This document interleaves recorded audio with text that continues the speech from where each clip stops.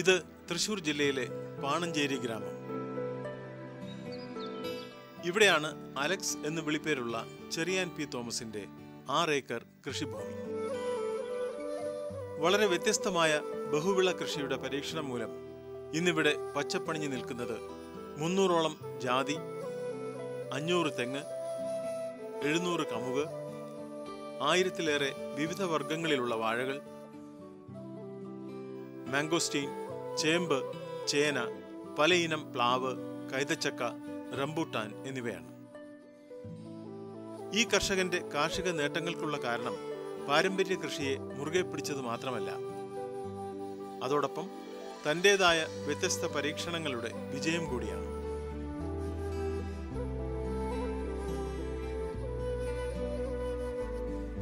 പാരമ്പര്യമായി കിട്ടിയ നിലത്തിൽ അച്ഛനിൽ നിന്നും അമ്മാവനിൽ നിന്നും നേടിയ അറിവുകൾ അതുപോലെ പകർത്താൻ ഈ കർഷകന് കഴിഞ്ഞു.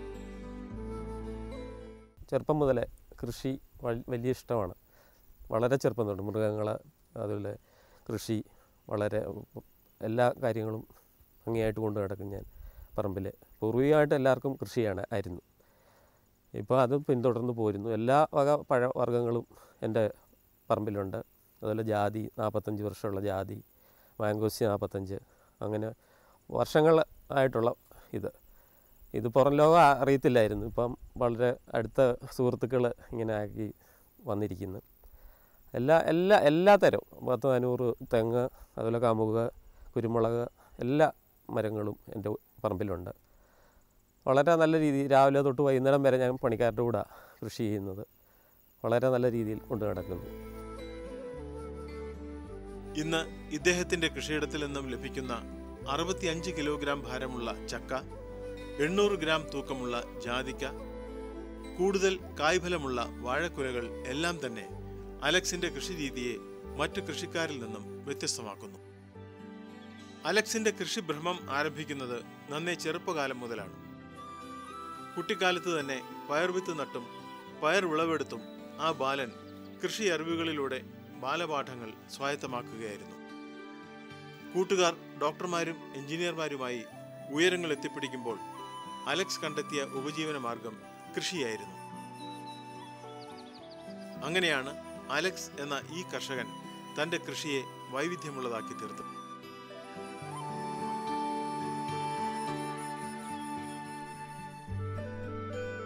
ഒരിഞ്ച് ഭൂമി പോലും പാഴാക്കി കളയാതെ എന്നും വിളവെടുക്കാവുന്ന തരത്തിലുള്ള കൃഷി ഇനങ്ങളാണ് അലക്സ് ഇവിടെ പരീക്ഷിച്ചത്.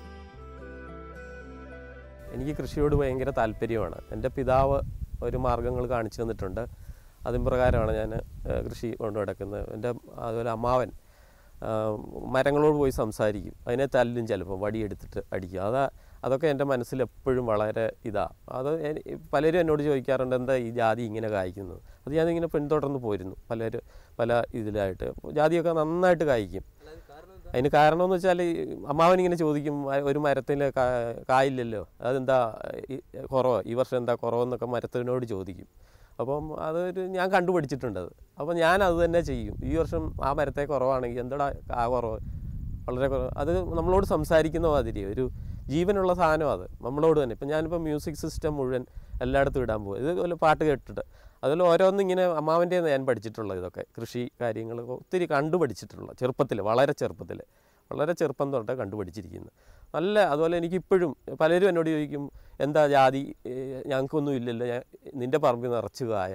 ഇതൊക്കെ ഈ അമ്മാവൻ എന്നെ പഠിപ്പിച്ച കാര്യങ്ങളാണ്. ഞാൻ ചെറുപ്പം തൊട്ട് പയറൊക്കെ കൃഷി ചെയ്യും. വളരെ കുഞ്ഞായിരുന്നു തൊട്ട് വളരെയൊക്കെ സ്വന്തമായിട്ട്, ഇപ്പം ഇത്രയും ഭൂമിയുള്ളപ്പം സ്വന്തമായിട്ട് വാഴ വെക്കും ചെറുപ്പത്തിൽ. എനിക്ക് 10-15 പണിക്കാരൊക്കെ ഉണ്ട്. എന്നാലും ഞാൻ അതൊന്നും നോക്കാണ്ട് സ്വന്തമായിട്ട് കുഴി കുത്തി 10-100 വാഴയൊക്കെ അന്ന് തൊട്ട് വെക്കും. അതിൻ്റെ ആദായം ഈൽഡ് ഞാൻ എടുക്കും. അങ്ങനെ തന്നെ വളരെ ക്രേസാണ് അന്ന് തൊട്ട് എനിക്ക് പല കാര്യങ്ങളിലും. അത് പറഞ്ഞറിയിക്കാൻ പറ്റത്തില്ല. അതുപോലെ അലക്സിന്റെ 6 ഏക്കർ കൃഷിത്തോട്ടം 45 വർഷം പഴക്കമുള്ള ജാതി മരങ്ങളാൽ സമൃദ്ധമാണ്. പാരമ്പര്യ കൃഷിയുടെ പിൻബലത്തിൽ ജാതിയുടെ ആയുസ് വളരെയേറെ വർദ്ധിപ്പിക്കാൻ ഈ കർഷകന് കഴിയുന്നുണ്ട്. ചൂടും ഈർപ്പവുമുള്ള ഉഷ്ണമേഖലാ കാലാവസ്ഥയാണ് ജാതി കൃഷിക്ക് അനുയോജ്യം. ജൈവസമ്പുഷ്ടമായ നീർവാർച്ചയുള്ള മണ്ണിൽ ജാതി സമൃദ്ധമായി വളരുന്നു.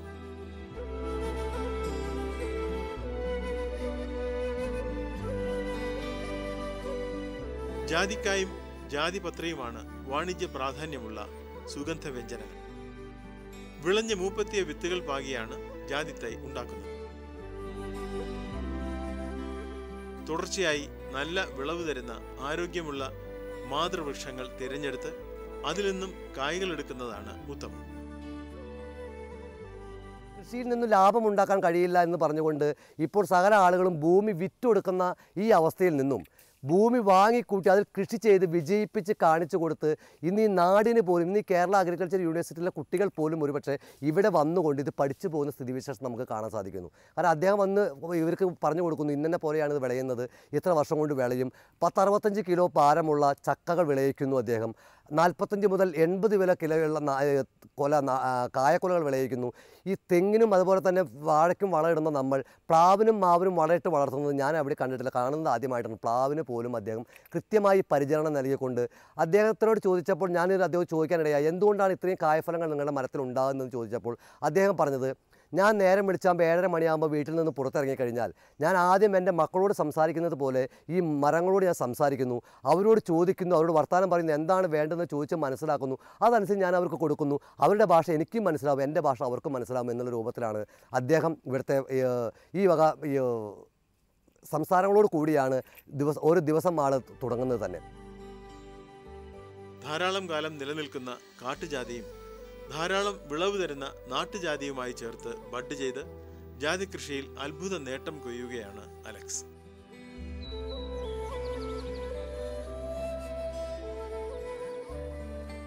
800 ഗ്രാം തൂക്കമുള്ള ജാതിക്കായകളാണ് അലക്സിന്റെ ജാതി കൃഷിയിൽ ഏറെയും.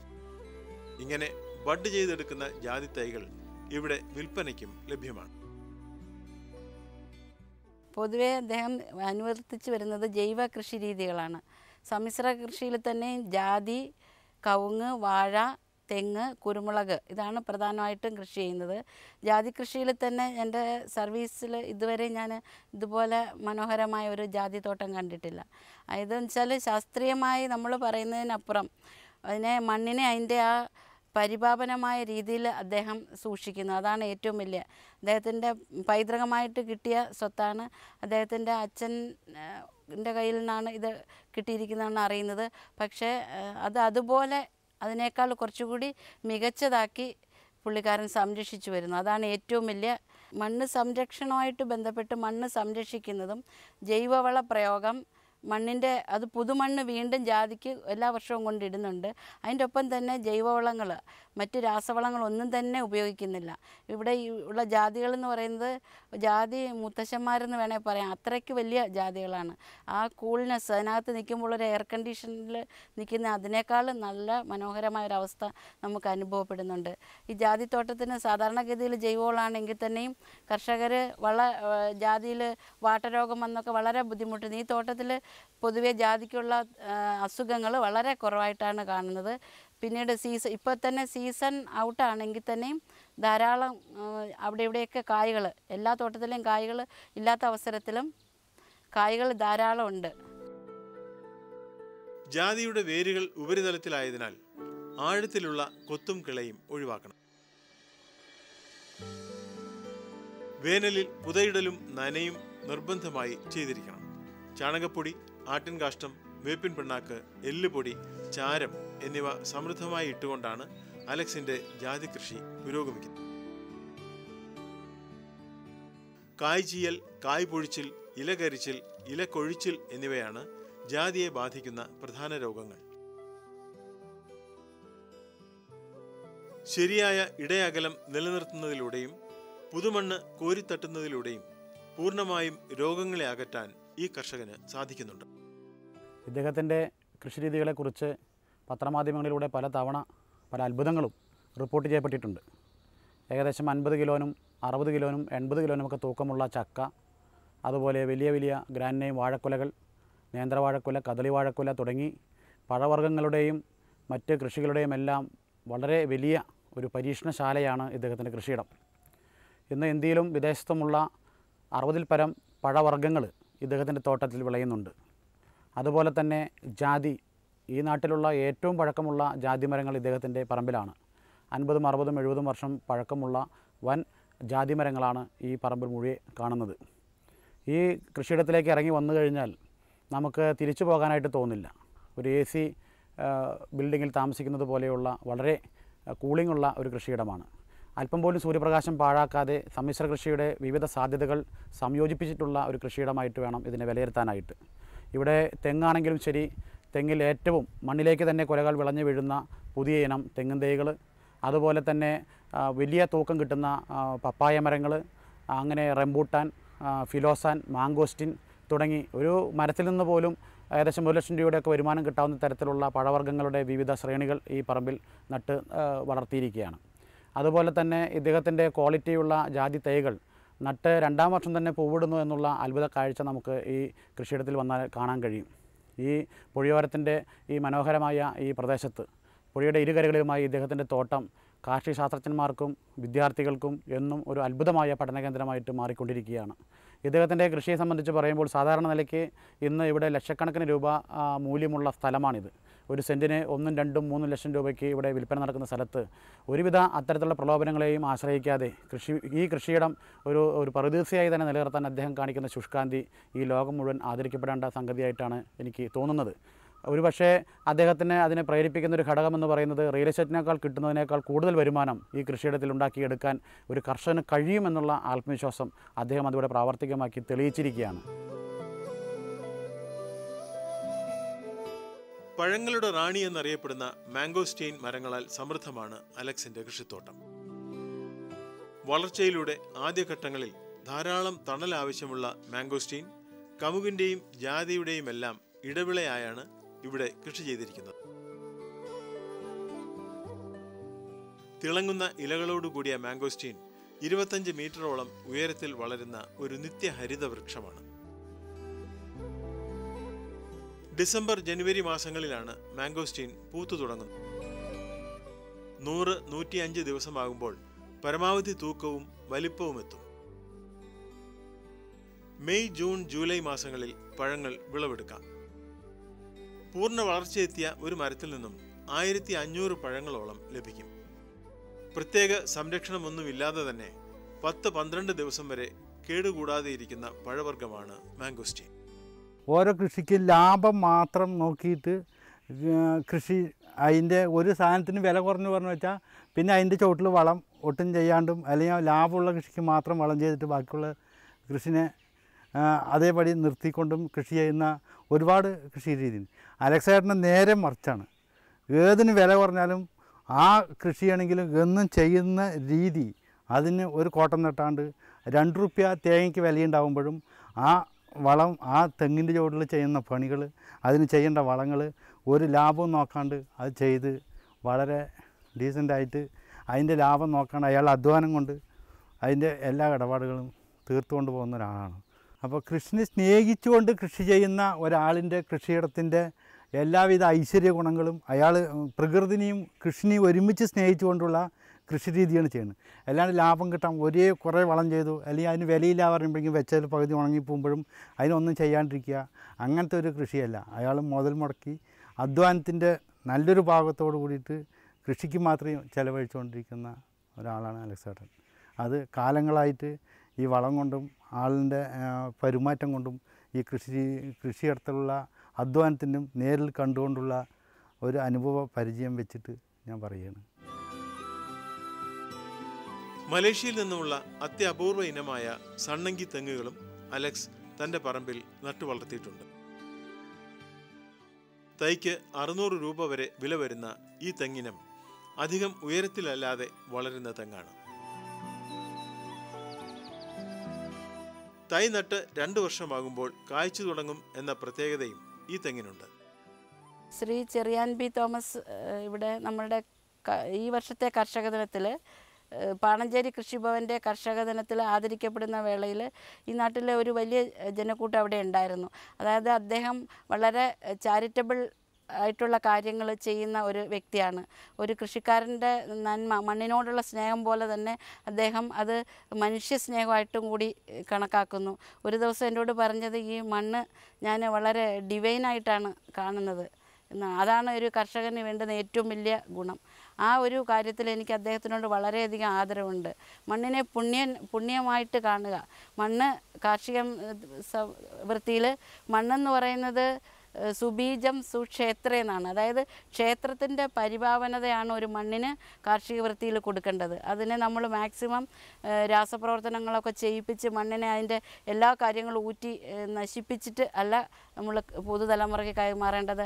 അദ്ദേഹം കാണിക്കുന്ന ആ ഡിവൈൻ ആ മണ്ണിനോടുള്ള സ്നേഹം അത് അദ്ദേഹത്തിൻ്റെ എല്ലാ പ്രവർത്തനങ്ങളിലും ഉണ്ട്. അതൊരു മാതൃകയാക്കേണ്ട കാര്യം തന്നെയാണ്. കൃഷിയെ ഉപജീവന മാർഗമായി മാത്രം കാണാതെ ജീവിത രീതിയായും കൂടിയാണ് ഈ കർഷകൻ കണ്ടുവരുന്നത്. അലക്സിന്റെ തോട്ടത്തിലെ പണിക്കാർക്ക് ഇവിടെ നിന്നും വേറിട്ട കൃഷിയുടെ പുത്തൻ അറിവുകൾ സ്വായത്തമാക്കാൻ അവസരം ലഭിക്കുന്നുണ്ട്. ഞാൻ ഇവിടെ 10 വർഷമായി പണിയെടുക്കുന്നത്. ഇവിടെ ഞാൻ എല്ലായിടത്തും പണിക്ക് പോണ ആളാണ്. ഇവിടുത്തെ ഒരു പ്രത്യേകത എന്താണെന്ന് വെച്ചാൽ ഈ വളപ്പിൽ ആൾ ഇംഗ്ലീഷ് വളം തൊടിക്കില്ല. ചാണകവും ചവറും ആട്ടുംകാട്ടം ഇങ്ങനെയുള്ള വളങ്ങൾ തന്നെ ആൾ ഉപയോഗിക്കുന്നത്. പിന്നെ ആൾ എപ്പോഴും ഞങ്ങളുടെ കൂടെ ഉണ്ടാവും. എല്ലാ പരിചരണത്തിനും ആളുണ്ടാവും കൂടെ. ആൾ പറയണ വരെ ഞങ്ങൾ ചെയ്യുക. അങ്ങനെ അതിനുള്ള വിളവെടുപ്പും നല്ല കാര്യത്തിൽ വിളവെടുപ്പുണ്ട് എല്ലാ നിലയ്ക്കും. പാണഞ്ചേരി ഗ്രാമപഞ്ചായത്തിലെ മികച്ച സമ്മിശ്ര കർഷകനുള്ള അവാർഡും അലക്സിനെ തേടിയെത്തിയിട്ടുണ്ട്. കൃഷിയെ ജീവിതചര്യയായി കണ്ടുകൊണ്ടുള്ള ഈ കർഷകന്റെ കൃഷിയും ജീവിത ചിത്രവും കേരളത്തിലെ പുതുതലമുറ കർഷകർക്ക് മികച്ചൊരു മാർഗദീപമാകുമെന്ന് പ്രതീക്ഷിക്കാം.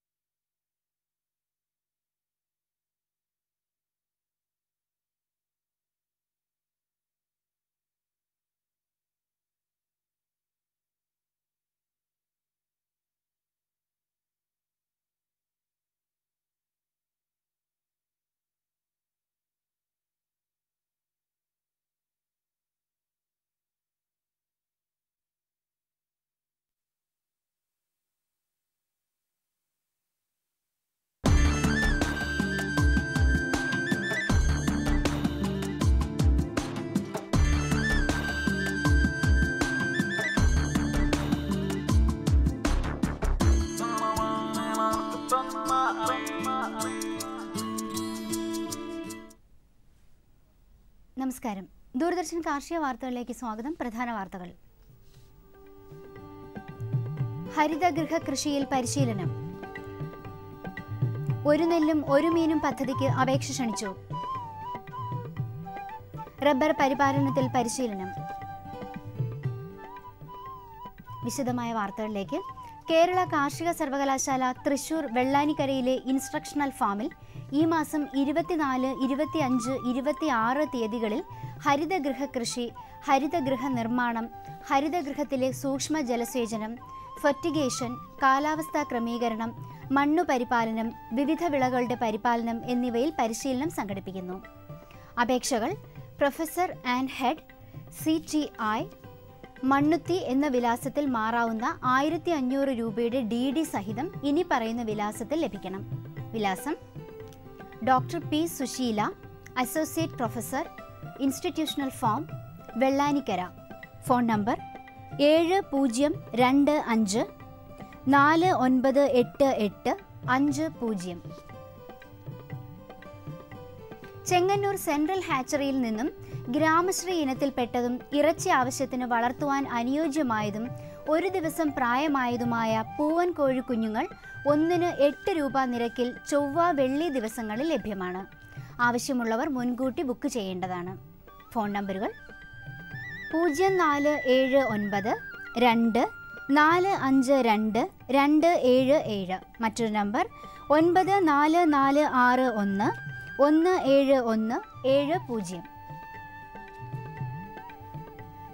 സംസ്ഥാന ഫിഷറീസ് വകുപ്പിന്റെ ജലകൃഷി വികസന ഏജൻസി അഡാക് നടപ്പാക്കുന്ന ഒരു നെല്ലും ഒരു മീനും പദ്ധതിയിലേക്ക് പൊക്കാളി നില ഉടമകൾ, കർഷക കൂട്ടായ്മകൾ, നിലം പാട്ടത്തിനെടുത്ത് ചെമ്മീൻ കൃഷി ചെയ്യുന്നവർ എന്നിവർക്ക് അപേക്ഷിക്കാം. അപേക്ഷകൾ എറണാകുളത്തുള്ള അഡാക്കിന്റെ റീജിയണൽ ഓഫീസിൽ നൽകണം. കൂടുതൽ വിവരങ്ങൾക്ക് ഇനി പറയുന്ന ഫോൺ നമ്പറിൽ ബന്ധപ്പെടുക. 0484 2 805 479. കേരള സംസ്ഥാന പൗൾട്രി വികസന കോർപ്പറേഷന്റെ പേട്ടയിലുള്ള മാംസ സംസ്കരണ കേന്ദ്രത്തിലേക്ക് ഇറച്ചിക്ക് ആവശ്യമായ കാട, മുയൽ, താറാവ് എന്നിവ നൽകുവാൻ താൽപ്പര്യമുള്ളവർ ഈ മാസം 22-ാം തീയതിക്ക് മുമ്പ് ഇനി പറയുന്ന ഫോൺ നമ്പറിൽ ബന്ധപ്പെടുക. 9447 20794. റബ്ബറിനെ ബാധിക്കുന്ന രോഗങ്ങളുടെയും കീടങ്ങളുടെയും നിയന്ത്രണ മാർഗങ്ങളെക്കുറിച്ച് റബ്ബർ ബോർഡ് പരിശീലനം നൽകുന്നു. ഈ മാസം 25-ന് കോട്ടയത്തുള്ള റബ്ബർ ട്രെയിനിംഗ് ഇൻസ്റ്റിറ്റ്യൂട്ടിലായിരിക്കും പരിശീലനം നൽകുക. കൂടുതൽ വിവരങ്ങൾക്ക് ബന്ധപ്പെടാവുന്ന ഫോൺ നമ്പർ 0481 2 353 325. മിത്ര നികേതൻ കൃഷി വിജ്ഞാന കേന്ദ്രത്തിന്റെ ആഭിമുഖ്യത്തിൽ ഈ മാസം 22 വരെ തെങ്ങുകയറ്റ പരിശീലനം ഉണ്ടായിരിക്കും. താല്പര്യമുള്ളവർക്ക് ബന്ധപ്പെടാവുന്ന ഫോൺ നമ്പർ 0472 2 882 086. തിരുവനന്തപുരം കനകക്കുന്നിൽ ജനുവരി 9 മുതൽ 18 വരെ നടക്കുന്ന പുഷ്പ പ്രദർശന മേളയിൽ വീടുകളിലെ മട്ടുപ്പാവിലെ പച്ചക്കറി കൃഷിക്കായി മത്സരം നടത്തും. നഗരാതിർത്തിയിലുള്ള വിദ്യാഭ്യാസ സ്ഥാപനങ്ങളിലെ പച്ചക്കറി പൂന്തോട്ടങ്ങൾക്കായി മറ്റൊരു മത്സരവും സംഘടിപ്പിക്കുന്നുണ്ട്. താൽപ്പര്യമുള്ള വ്യക്തികളും സ്കൂൾ അധികൃതരും കേരള അഗ്രി ഹോർട്ടിക്കൾച്ചർ സൊസൈറ്റിയുമായി ബന്ധപ്പെട്ട് പേര് രജിസ്റ്റർ ചെയ്യേണ്ടതാണ്. രജിസ്റ്റർ ചെയ്യേണ്ട ഫോൺ നമ്പറുകൾ 0471 2 316 384. മറ്റൊരു നമ്പർ 9448 17085. ഇനി കമ്പോള നിലവാരം. വെളിച്ചെണ്ണ കോഴിക്കോട് 15800 രൂപ, തൃശൂർ 14800 രൂപ. കൊപ്ര കോഴിക്കോട് 10200 രൂപ, തൃശൂർ 9955 രൂപ. കുരുമുളക് അൺഗാബിൾഡ് 70500 രൂപ, ഗാബിൾഡ് 73500 രൂപ. ചുക്ക് മീഡിയം 21000 രൂപ, ബെസ്റ്റ് 23000 രൂപ. മഞ്ഞൾ സേലം 6700 രൂപ, ഈറോഡ് 6900 രൂപ. അടയ്ക്ക പുതിയത് 16500 രൂപ മുതൽ 18000 രൂപ വരെ. കൊച്ചി റബ്ബർ RSS 5 ഗ്രേഡ് 11300 രൂപ, RSS 4 ഗ്രേഡ് 11700 രൂപ. കോട്ടയം റബ്ബർ RSS 5 ഗ്രേഡ് 11300 രൂപ, RSS 4 ഗ്രേഡ് 11700 രൂപ. കമ്പോള നിലവാരം കൊച്ചിയിൽ. കൊപ്ര ക്വിൻ്റലിന് 9655 രൂപ, പിണ്ണാക്ക് എക്സ്പെല്ലർ 2300 രൂപ, റോട്ടറി 3000 രൂപ. കുരുമുളക് അൺഗാബിൾഡ് 70200 രൂപ, കുരുമുളക് ഗാബിൾഡ് 73200 രൂപ. ചുക്ക് മീഡിയം 21000 രൂപ, ബെസ്റ്റ് 23000 രൂപ. മഞ്ഞൾ നാടൻ 6200 രൂപ, അടയ്ക്ക പുതിയത് 16500 രൂപ മുതൽ 18000 രൂപ വരെ. ജാതിക്ക തൊണ്ടൻ കിലോഗ്രാമിന് 250 രൂപ മുതൽ 280 രൂപ വരെ. ജാതിക്ക തൊണ്ടില്ലാത്തത് 470 രൂപ മുതൽ 510 രൂപ വരെ. ജാതിപത്രി 750 രൂപ മുതൽ 800 രൂപ വരെ. ഗ്രാമ്പു 1000 രൂപ. റബ്ബർ RSS 5 ഗ്രേഡ് 11300 രൂപ, RSS 4 ഗ്രേഡ് 11700 രൂപ. ഒട്ടുപാൽ 7500 രൂപ, ലാറ്റക്സ് 7400 രൂപ. കമ്പോള അവലോകനം.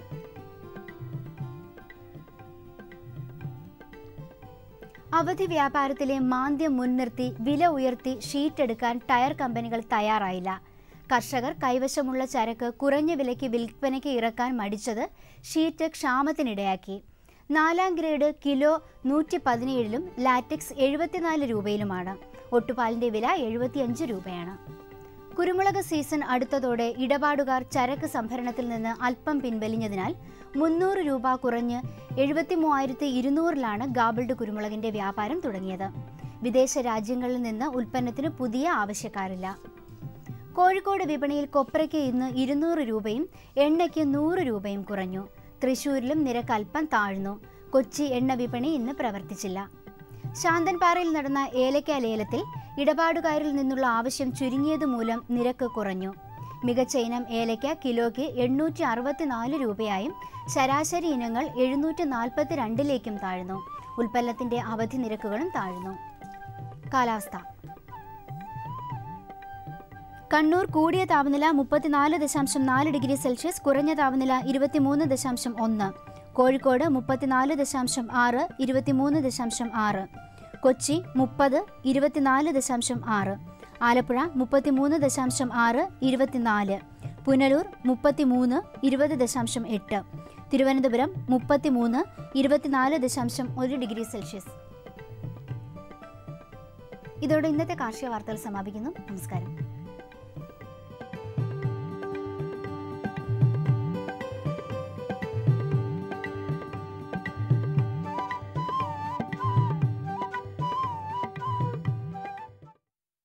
ഇതാ വേറെന്തെങ്കിലും മതി. ഇതെന്താ ചേട്ടാ, ഇത്ര കുറച്ച് രാസവളം മതിയോ? കൃഷിപ്പണി വിടുവാണോ? കൃഷിപ്പണിയല്ല, വിവരക്കേട് വിടുകയാണ്. മണ്ണ് പരിശോധിപ്പിച്ചു.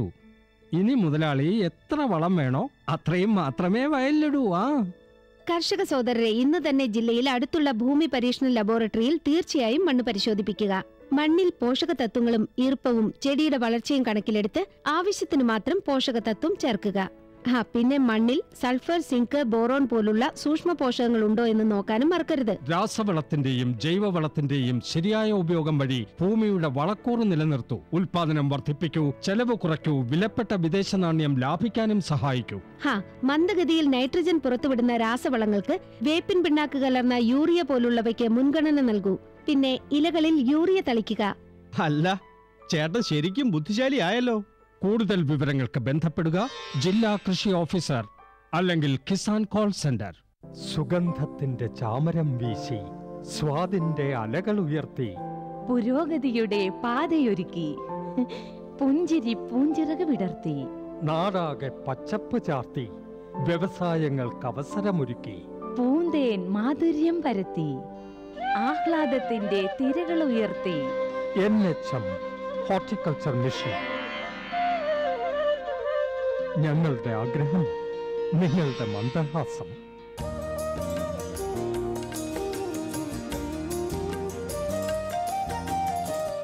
അല്ലേ രാഘവ, വിത്ത് വാങ്ങി, കീടനാശിനി വാങ്ങി, ഇപ്പോഴിതാ വളവും വാങ്ങി. ഇതിനൊക്കെ പണം എവിടുന്നാ വരുന്നേ? ഗോപാല, ചെലവിനെ കുറിച്ച് എന്തിനാണോ വിഷമിക്കുന്നത്? എന്താന്നോ, എന്റെ പക്കലുണ്ടല്ലോ ഈ കിസാൻ ക്രെഡിറ്റ് കാർഡ്. കാർഡോ? ഇതെന്തുവാന്നാ? എന്താന്നോ, ഇത് ബാങ്കിൽ നിന്ന് കിട്ടുന്നതാ. ഈ കാർഡ് കൊണ്ട് ഒരു നിശ്ചിത തുകയ്ക്ക് നമ്മുടെ നിലത്തിന് വേണ്ട സാധനങ്ങൾ. അതെയോ? എന്നാ എനിക്കൊരു കാർഡ് വാങ്ങിത്താ. അങ്ങനെയോ? അടുത്തുള്ള ബാങ്കിൽ ചെല്ല്, കാർഡ് വാങ്ങിക്ക്, ലാഭമേറെ നേടിക്കോ.